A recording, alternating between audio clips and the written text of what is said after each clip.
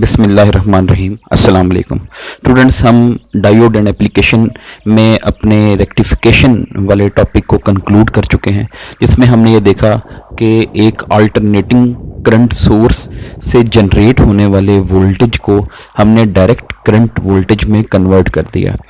अब हमने वहाँ पर देखा कि जो हाफ वेव रेक्टिफायर है या फुल वेव रेक्टिफायर है, इन दोनों की जो आउटपुट है वो स्मूथ या कांस्टेंट डीसी की तरह, यानी बिल्कुल एक फिक्स्ड लेवल वोल्टेज की तरह नहीं होती, बल्कि उसको पल्सेटिंग डीसी कहा जाता है, क्योंकि उसके अंदर वोल्टेज की पल्सेस मौजूद हैं। पल्सेस का मतलब है ऐसा सिग्नल मौजूद है जिसमें फ्लक्चुएशंस आ रही हैं। अब इन फ्लक्चुएशन को ख़त्म करने के लिए हमने पावर सप्लाई में फ़िल्टर्स जो है वो इस्तेमाल करने होते हैं। तो फ़िल्टर एक ऐसा इलेक्ट्रिकल सर्किट है जो आइडियल, यानी आइडियल फ़िल्टर वो होता है कि जितनी भी फ्लक्चुएशंस होती हैं हाफ वेव रेक्टिफायर या फुल वेव रेक्टिफायर, उनकी आउटपुट में, तो उन सब को जो है वो एलिमिनेट कर देता है और कांस्टेंट लेवल डीसी वोल्टेज जो है वो प्रोड्यूस करता है। तो अगर डीसी वोल्टेज कांस्टेंट होगा तो उसमें से प्रोड्यूस होने वाला करंट भी कांस्टेंट होगा।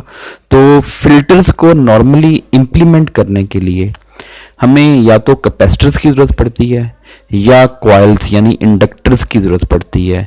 लेकिन जो इंडक्टर्स होते हैं वो ज़्यादातर बल्की होते हैं, हैवी होते हैं। फिक्स्ड वैल्यू के इंडक्टर्स जो है वो मौजूद नहीं होते, आपको खुद से डिज़ाइन करना पड़ता है। तो उसमें कई जो है वो फॉल्ट्स हो सकते हैं, फ्लक्स लीकेज हो सकता है, जिसकी वजह से उसकी वैल्यू जो है वो फिक्स नहीं रहती और चेंज हो जाती है टाइम के साथ।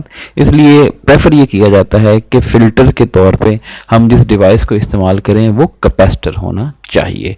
तो हम आज इस टॉपिक में, पावर सप्लाई फिल्टर के टॉपिक में, कैपेसिटर्स को यूज़ करते हुए एक ख़ास तरह का फिल्टर जिसको कैपेसिटर इनपुट फिल्टर कहा जाता है वो इस्तेमाल करेंगे। तो हमारे पास यहाँ पर एक कैपेसिटर इनपुट फिल्टर मौजूद है। आप देख सकते हैं कि यहाँ पर एक एसी सोर्स के सामने एक डायोड के साथ यहाँ पर RL यानी लोड रेजिस्टेंस लगी हुई है। ये बिल्कुल वही सर्किट है जो आपने हाफ वेव रेक्टिफायर का पढ़ा। बस अब फ़र्क यहाँ पर ये है कि आपने इस RL के बिल्कुल पैरेलल यहाँ पर एक कैपेसिटर अटैच कर दिया है। इसका मतलब ये हुआ कि लोड को वोल्टेज बिल्कुल वही वाला अवेलेबल होगा जो इस कैपेसिटर की दोनों टर्मिनल के अक्रॉस डेवलप होगा। अब जो कैपेसिटर है ये एक ऐसा डिवाइस है जो वोल्टेज को फ्रीक्वेंटली या फ़ौरन तब्दील नहीं होने देता। ये वोल्टेज में चेंज के ख़िलाफ़ जो है, वोल्टेज की में जो भी चेंज होगा उसको अपोज करता है। जैसे इंडक्टर हमने पढ़ा, इंडक्टर जो है वो करंट में कोई भी तब्दीली होती है वो उसको अपोज करता है। तो कैपेसिटर जो है वो वोल्टेज में जो चेंज है उसको अपोज करता है। अब होगा ये कि जैसे ही इनपुट पे वोल्टेज राइज़ करेगा, मिनिमम वैल्यू से राइज़ करता हुआ यहाँ पर ये एक मैक्सिमम लेवल पे पहुँचेगा, यानी अपनी पीक वैल्यू पे पहुँचेगा, जिसको आपने VP इन कहा।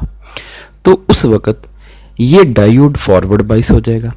और आपको पता है जब डायोड फॉरवर्ड बाइस होता है तो ये कितना वोल्टेज कंज्यूम करता है, सिर्फ 0.7 वोल्ट कंज्यूम करेगा। तो अगर ये 0.7 वोल्ट कंज्यूम करेगा तो इस कैपेसिटर के अक्रॉस जो मैक्सिमम वोल्टेज डेवलप हो जाएगा वो होगा VP इन, जो इनपुट की पीक वैल्यू है। उसमें से आप डायोड के अक्रॉस होने वाला जो ड्रॉप है उसको आप सब्ट्रैक्ट कर दें। इसका मतलब है VP इन माइनस 0.7 वोल्ट। इसका मतलब है कि जैसे ही ये फर्स्ट क्वार्टर है, यानी ये साइकिल यहाँ तक कंप्लीट होता है, ये उसका हाफ साइकिल, तो ये हाफ का भी हाफ, यानी पहला क्वार्टर जो था इनपुट साइकिल का, उसमें कैपेसिटर चार्ज हुआ और इनपुट की पीक वैल्यू में से 0.7 जो है वो आप माइनस कर दें। अब जब कैपेसिटर फुली चार्ज हो गया इतने लेवल पे, VP इन माइनस 0.7 पे, अब आप देखें इनपुट वोल्टेज जो है वो डिक्रीज होना शुरू हो गया। अब जब डायोड के पीट रीजन के ऊपर, यानी एनोड के ऊपर वोल्टेज कम होता है कैथोड के मुकाबले में, तो डायोड जो है वो नॉन कंडक्टिंग स्टेट में, जिसको आप रिवर्स बाई स्टेट कहते हैं, उसमें चला जाता है। तो इसका मतलब है जैसे ही इनपुट पे वोल्टेज फॉल करेगा, यूँ नीचे की जानिब आएगा, तो उस वक्त ये जो डायोड है ये रिवर्स बाई स्टेट में चला जाएगा। इसका मतलब है, अब यहाँ पर देखें नेगेटिव लिखा हुआ है, इधर पॉजिटिव। इस नेगेटिव या पॉजिटिव का ये मतलब नहीं है कि एक्चुअली में वोल्टेज इस साइड पर नेगेटिव हो गया और इस साइड पे पॉजिटिव है। इस नेगेटिव का मतलब ये होता है कि जो पी रीजन है उसका पोटेंशियल कम हो चुका है एन रीजन के मुकाबले में। तो अब होगा क्या कि ये वाली लूप में से करंट पास होना बंद हो जाएगा। पहले सिर्फ करंट कहाँ पर पास कर रहा था, एसी सोर्स से डायोड, और डायोड में से गुजरने के बाद वो कैपेसिटर को चार्ज कर रहा था और चार्ज कर चुका है वीपी इन -0.7 पे। अब जैसे ही इनपुट वोल्टेज इस लेवल से फॉल करने लगा, उस वक्त ये डायोड रिवर्स बाइस हो गया। इसका मतलब है अब कैपेसिटर का ताल्लुक इस एसी सोर्स के साथ इलेक्ट्रिकली नहीं है। अब ये कैपेसिटर इस लोड के ज़रिए डिस्चार्ज होगा। तो ये कैपेसिटर की प्लेट जहाँ पर हायर पोटेंशियल है, ये कैपेसिटर की प्लेट जहाँ पर लोअर पोटेंशियल है, तो हाई पोटेंशियल से लो पोटेंशियल की तरफ करंट गिरेगा और उस वक्त तक करंट फ्लो करता रहेगा, यानी कैपेसिटर डिस्चार्ज होता रहेगा इस लोड के थ्रू, जब तक वोल्टेज दोबारा से राइज नहीं करना शुरू हो जाएगा। इसका मतलब है जब तक इसके पी रीजन के ऊपर वोल्टेज दोबारा वीपी इन -0.7 वाले लेवल पे नहीं पहुंचेगा, उस वक्त तक जो है वो कैपेसिटर जो है वो डिस्चार्ज होता रहेगा। तो ये देखें कैपेसिटर जो है वो ग्रेजुअली डिस्चार्ज होता जा रहा है। और ये situation during this quarter, during the negative half cycle, और जो नेक्स्ट साइकिल आना है उसका भी कुछ पोर्शन वीपी इन -0.7 तक वाला जो पोर्शन है वहाँ तक ऐसी ही सिचुएशन रहेगी, कैपेसिटर डिस्चार्ज होता रहेगा।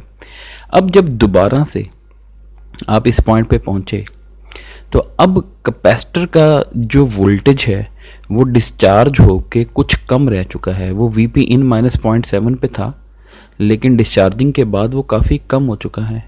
अब यहाँ पर इस सिचुएशन पे क्या होगा कि अब जो इनपुट वोल्टेज है वो एक्सीड कर गया दोबारा से किसको, कैपेसिटर के वोल्टेज को।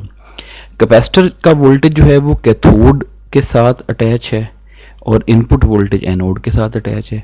अब एनोड का वोल्टेज कैथोड के वोल्टेज को दोबारा से एक्सीड कर गया, तो जब एक्सीड किया कैपेसिटर दोबारा से ये डायोड दोबारा से फॉरवर्ड बाइस हो गया, और जब ये डायोड फॉरवर्ड बाइस हुआ तो दोबारा से इसने इस सोर्स को कैपेसिटर के साथ जोड़ दिया। इसका मतलब है ये जो सोर्स है ये अब इस कैपेसिटर के ज़रिए दोबारा से चार्ज होना शुरू हो जाएगा। तो ये देखें कैपेसिटर दोबारा से चार्ज हो रहा है।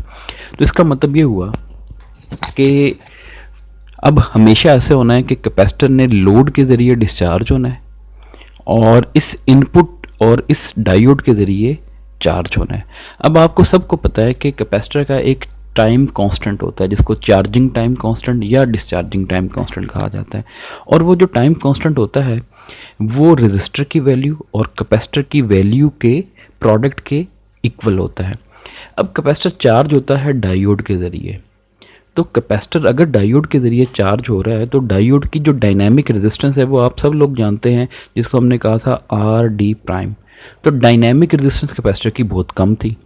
अगर कैपेसिटर की डायनामिक रेजिस्टेंस कम होगी तो जब उसको सी से मल्टीप्लाई करेंगे तब भी आंसर कम ही रहेगा। तो इसका मतलब है कैपेसिटर का जो चार्जिंग टाइम कांस्टेंट है वो कम है। इसका मतलब है कैपेसिटर जल्दी चार्ज होता है, थोड़े टाइम में चार्ज होता है। लेकिन कैपेसिटर डिस्चार्ज किसके ज़रिए हो रहा है, वो लोड के ज़रिए हो रहा है। इसका मतलब है कि कैपेसिटर ने जब डिस्चार्ज होना है तो जो डिस्चार्जिंग टाइम कांस्टेंट है वो डिपेंड कर रहा है आर एल यानी इस लोड की वैल्यू और सी के ऊपर। तो लोड की वैल्यू जितनी ज़्यादा होगी यानी आर एल की वैल्यू जितनी ज़्यादा होगी कैपेसिटर उतना ही ग्रेजुअली डिस्चार्ज होगा। तो इसका मतलब है एक अच्छा फ़िल्टर वो है जिसमें कैपेसिटर का चार्जिंग टाइम कम हो और डिस्चार्जिंग टाइम जो है वो ज़्यादा हो। तो इसका मतलब है कि वो स्लोली डिस्चार्ज हो और रैपिडली जो है वो चार्ज हो। अब आप देख सकते हैं ये हाफ वेव रेक्टिफायर की आउटपुट है।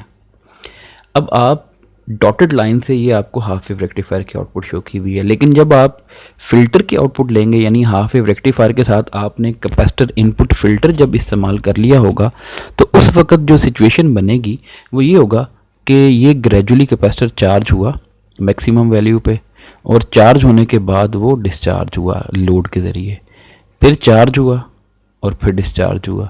चार्ज हुआ और फिर डिस्चार्ज हुआ। तो इसका मतलब है कैपेसिटर की चार्जिंग और डिस्चार्जिंग होती रहेगी। अब हमने कहा था कि फ़िल्टर का काम है आउटपुट वोल्टेज को तकरीबन कांस्टेंट करना। तो अब आप देख सकते हैं अभी भी वोल्टेज जो है वो कांस्टेंट नहीं हुआ, इसमें अभी भी फ्लक्चुएशंस हैं। लेकिन पहले जो फ्लक्चुएशन थी वो बहुत लार्ज थी, वो ये यहाँ से यहाँ तक थी। अब जो फ्लक्चुएशन है वो काफ़ी कम है। इन फ्लक्चुएशन को पल्सेटिंग डीसी नहीं कहा जाता, इनको कहा जाता है रिपल्ड वोल्टेज या रिपल डीसी वोल्टेज। तो इसको कहते हैं ripple voltage for half wave rectifier.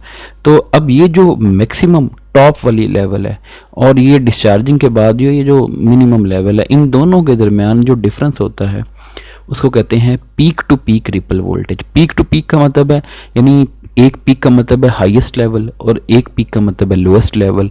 इन दोनों के दरमियान जो डिफरेंस है वो है पीक टू पीक वोल्टेज। अब आप ज़रा इन दोनों को कंपेयर करें।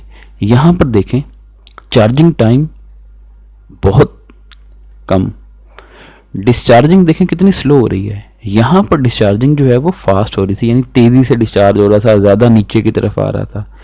यहाँ पर आप देखें चार्जिंग और उसके बाद डिस्चार्जिंग, यानी इतना ज़्यादा डिस्चार्ज नहीं हुआ कि नया साइकिल आ गया।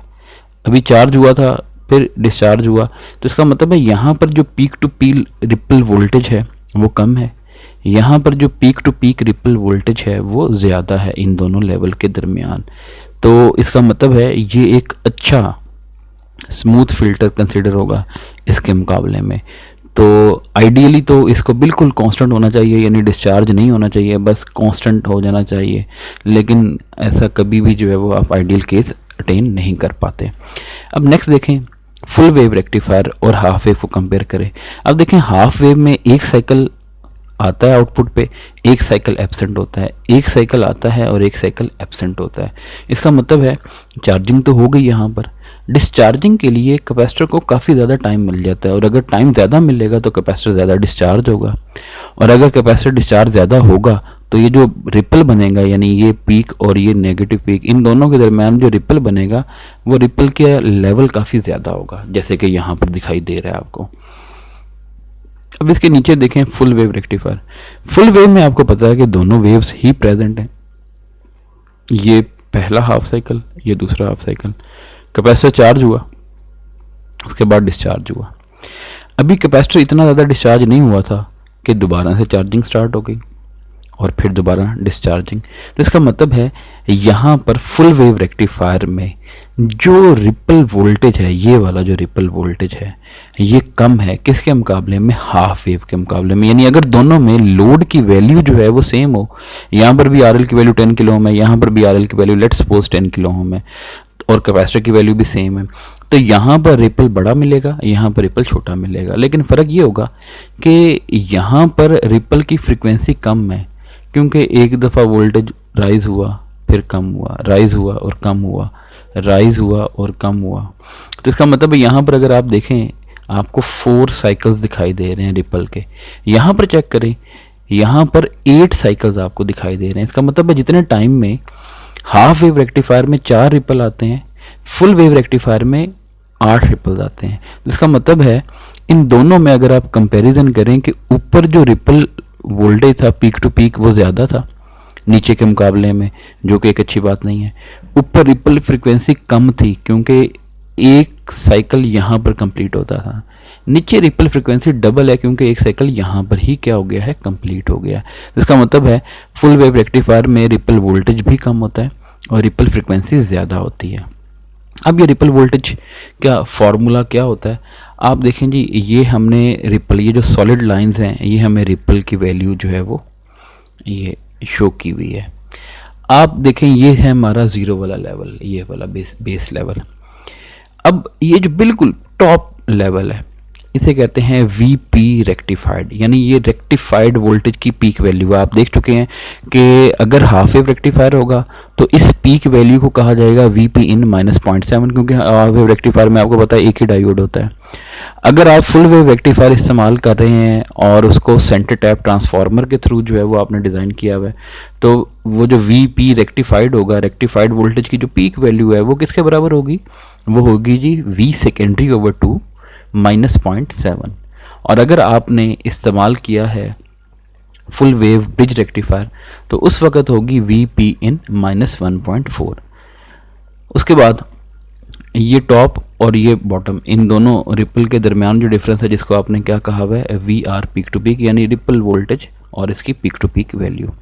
और इन दोनों रिपल्स के दरमियान, क्योंकि अब देखें वोल्टेज कांस्टेंट तो नहीं है, एक मिनिमम और एक मैक्सिमम लेवल के दरमियान फ्लक्चुएट कर रहा है, तो जो एवरेज वैल्यू होगी उसको कहा जाएगा वी डी सी, जो इन दोनों के बिल्कुल कहाँ पर होगी, मिड में होगी।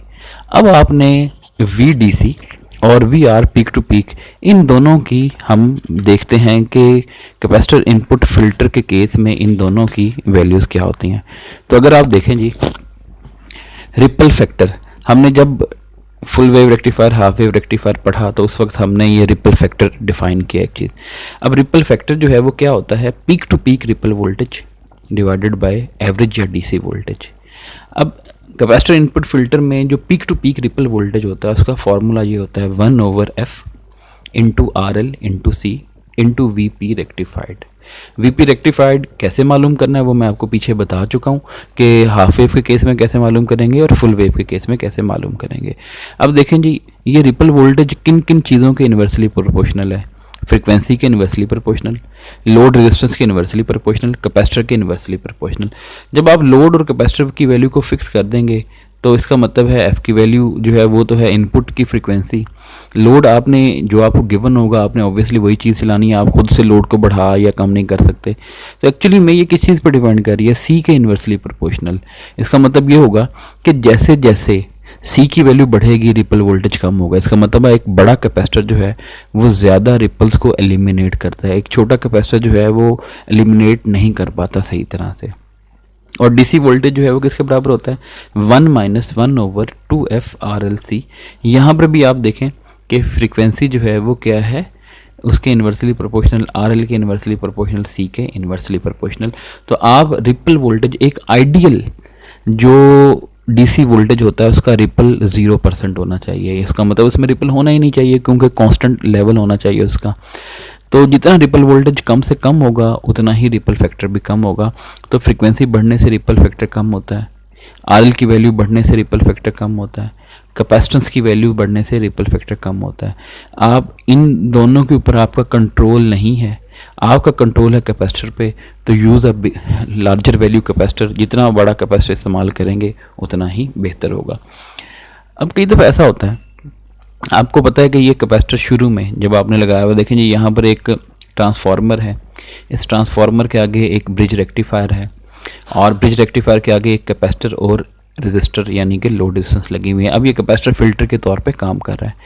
आपने देखा कि ये कैपेसिटर जब यहाँ पर आपने अटैच किया था तो उस वक़्त ये कैपेसिटर जो था वो न्यूट्रल था। इसका मतलब है इसकी दोनों प्लेट्स के दरमियान कोई चार्ज मौजूद नहीं था। इसका मतलब है कितना वोल्टेज मौजूद था, 0 वोल्ट। 0 वोल्ट होने का मतलब ये है कि अगर आपने इसका नेगेटिव टर्मिनल ग्राउंड के साथ जुड़ा हुआ है यानी 0 वोल्ट के साथ, तो इसका मतलब इसका पॉजिटिव टर्मिनल भी 0 के ऊपर है क्योंकि इस वक्त दोनों के दरमियान कोई पोटेंशियल डिफरेंस मौजूद नहीं है।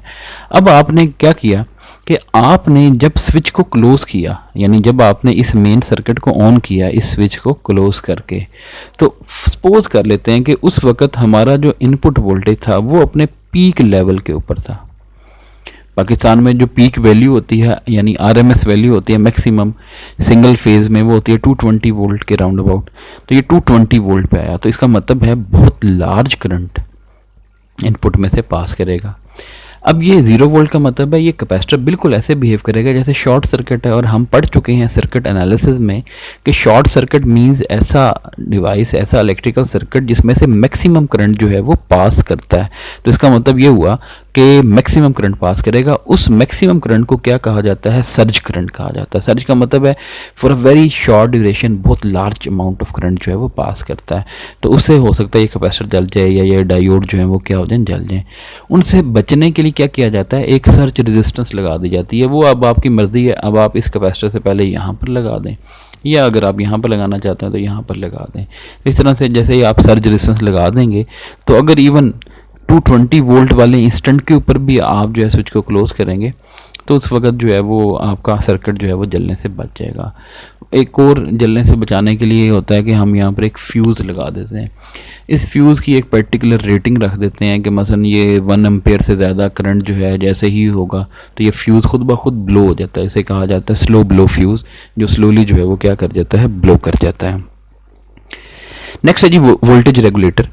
वोल्टेज रेगुलेटर जो है, अब आपने देखा कैपेसिटर अगर आप फिल्टर के तौर पे इस्तेमाल करें तो कैपेसिटर जो है वो फ्लक्चुएशन को एलिमिनेट करने की कोशिश करता है। जितना बड़ा कैपेसिटर लगाएंगे उतनी ही ज़्यादा बेहतर जो है वो एलिमिनेशन करेगा वो रिपल की, लेकिन फिर भी वो कम्प्लीटली कामयाब नहीं होता। तो आप एक बना बनाया रेगुलेटर जिसको इंटीग्रेटेड सर्किट की शक्ल में होता है, आईसीज की शक्ल में होता है, ये वोल्टेज रेगुलेटर है, एक आम लीनियर वोल्टेज रेगुलेटर। इसके 3 टर्मिनल होते हैं। एक लेफ़्ट टर्मिनल पे आप क्या चीज़ प्रोवाइड करते हैं, इनपुट।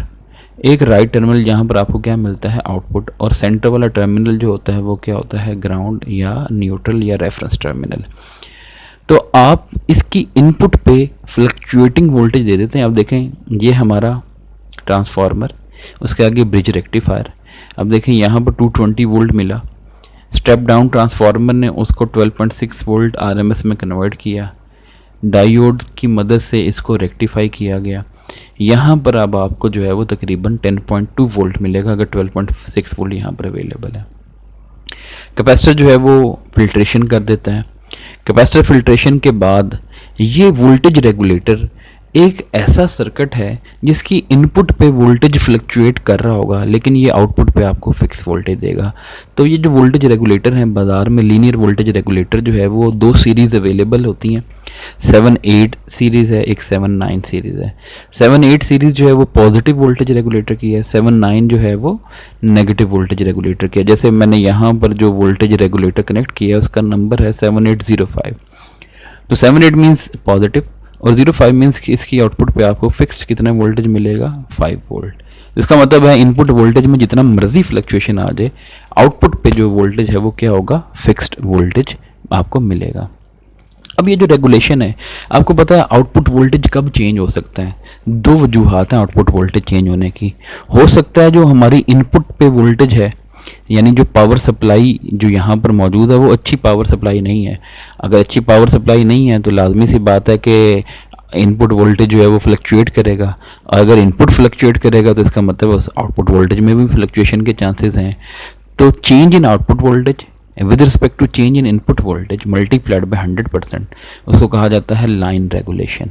तो ये आपको बताता है कि इनपुट वोल्टेज में चेंज आने से आउटपुट वोल्टेज में कितना चेंज आता है। दूसरा है लोड रेगुलेशन। लोड रेगुलेशन ये होता है कि यहाँ पर आप अगर रेजिस्टेंस लगाते हैं, जिसको लोड रेजिस्टेंस कहा, अगर आप लोड रेजिस्टेंस की वैल्यू यानी RL की वैल्यू क्या करते हैं, कम करते हैं, तो छोटा रजिस्टर आपको पता है ज़्यादा करंट ड्रॉ करता है। इसका मतलब है जैसे ही छोटा रजिस्टर आएगा उसमें से गुजरने वाला करंट जो है वो बढ़ेगा, IL की वैल्यू बढ़ेगी। इसका मतलब है इस सर्किट के ऊपर अब ज़्यादा जोर डलेगा। तो जब किसी भी सर्किट में से बाहर यानी ड्रॉ होने वाला करंट बढ़ता है तो उसके टर्मिनल्स के ऊपर जो पोटेंशियल डिफरेंस है वो कम होता है। ये भी हम सर्किट एनालिसिस में पढ़ चुके हैं कि जो टर्मिनल पोटेंशियल डिफरेंस है वो डिक्रीज़ करता है जब किसी भी सर्किट या सोर्स में से निकलने वाला ड्रॉ करने वाला करंट बढ़े। इसका मतलब है जैसे IL बढ़ेगा, टर्मिनल पोटेंशियल डिफरेंस यानी जो V आउट है वो क्या हो जाएगा, कम होना शुरू हो जाएगा।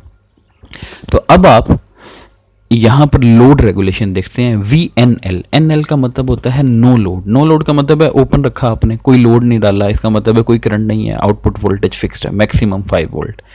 उसके बाद आहिस्ता आहिस्ता आप RL की वैल्यू कम करते जा रहे हैं, RL की वैल्यू कम करते जा रहे हैं, IL की वैल्यू बढ़ती जा रही है, और IL की वैल्यू बढ़ने से आउटपुट वोल्टेज कम होता जा रहा है। एक वक्त ऐसा आएगा कि आउटपुट वोल्टेज अपने मिनिमम लेवल पे पहुंच जाएगा, उसे कहा जाएगा V full load.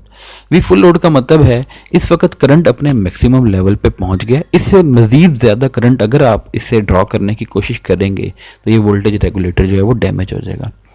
Divided by VFL full load और मल्टीप्लाइड बाय 100%, तो इसे लोड रेगुलेशन कहा जाता है। आइडियल केस में इन दोनों रेगुलेशंस की वैल्यू 0% होनी चाहिए। इसका मतलब है delta V out must be 0 for any value of delta V in. Input में जितना मर्जी चेंज आ जाए आउटपुट वोल्टेज 0 होना चाहिए, आइडियली ऐसा होना चाहिए, लेकिन कोई ऐसा सर्किट नहीं है जो ऐसा पॉसिबल कर दे।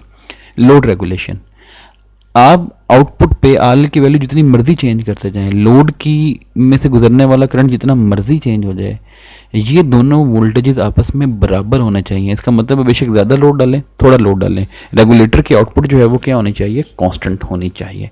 लेकिन ऐसा कभी भी पॉसिबल नहीं होगा। तो इसका मतलब है हमारे पास आइडियल रेगुलेटर जो है वो एग्जिस्ट नहीं करता। तो ये था जी आज का हमारा टॉपिक, जिसमें हमने बेसिकली फ़िल्टर्स के बारे में स्टडी किया। रेगुलेटर का जस्ट एक इंट्रोडक्शन जो है वो आप जहन में रखें। इंशाल्लाह बिल्कुल लास्ट पे हम लीनियर रेगुलेटर्स या स्विच मोड रेगुलेटर का एक कंप्लीट चैप्टर जो है वो स्टडी करेंगे। तो इस टॉपिक को अपने फ्रेंड के साथ शेयर कीजिए और इसको रिवाइज कीजिएगा। कोई क्वेश्चंस हो तो आप कमेंट सेक्शन में पूछ सकते हैं। अपना ख्याल रखिएगा। अल्लाह हाफिज़।